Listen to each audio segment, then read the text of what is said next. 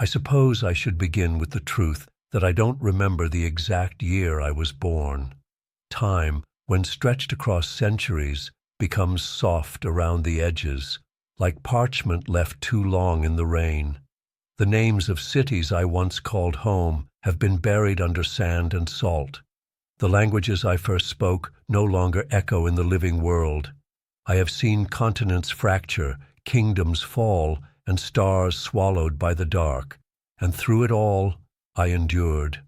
That is what I do. I endure. At first it was survival, raw and animal. Hunger shaped me. Fear refined me. And then centuries passed, and I became something else entirely. A witness, a ghost wandering through a world that rarely notices what it's already forgotten. I have loved, yes, and I have lost, too many times to count, but never enough to numb the ache. Each one is a stone in my chest I will carry until the end, if there is one.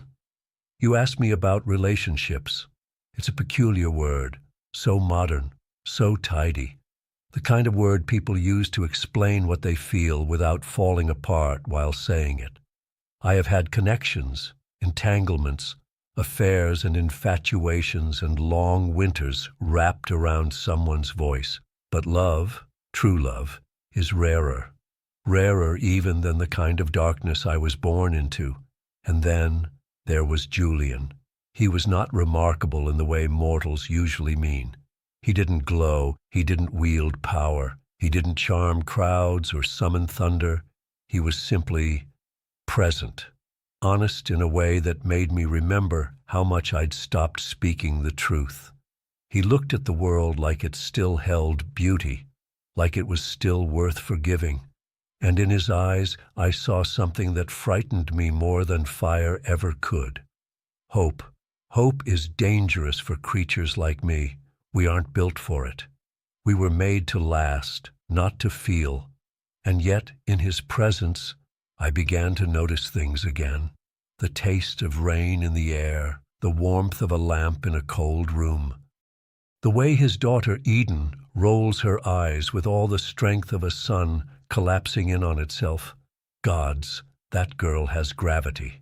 And despite all her noise and fury, she loves with an intensity that reminds me of youth, of rebellion, of everything I lost long before the world began carving itself into nations. They do not know what I am, and I do not plan to tell them, not because I am ashamed, but because I want, for once, to be part of something fragile, something real. Something that doesn't require blood or bargains or the spilling of secrets under moonlight. There are dangers, yes, old enemies, older debts, shadows that remember me by my truest name, the one I no longer speak. They would come for him, for her, for anyone who might matter to me. But I have stood on battlefields soaked with the end of empires. I have seen gods fall from the sky.